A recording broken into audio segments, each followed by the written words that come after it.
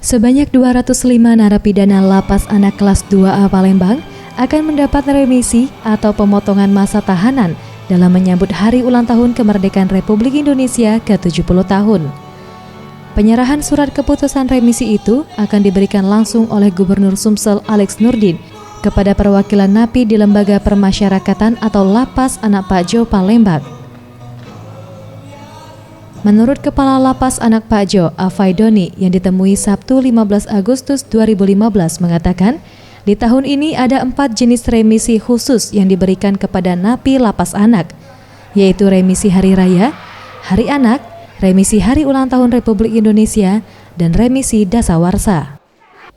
Untuk remisi tahun ini khusus untuk anak, ada 4 macam remisi. Yang pertama remisi Hari Raya Idul Fitri atau Hari Besar.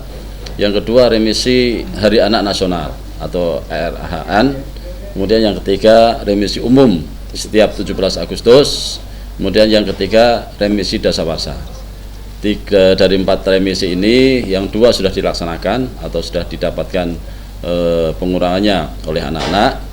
Yang 2 lagi untuk 17-an dan Dasawarsa besok 17 Agustus itu akan diserahkan langsung oleh Pak Gubernur, Pak Alex Nurdin untuk seluruh Sumatera Selatan yang bertempat di Lapas Anak atau LPKA Palembang.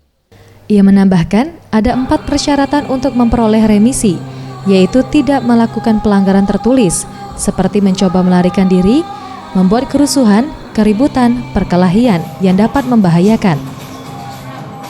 Ferry Jatinugroho, Gusti Putu, Sriwijaya TV.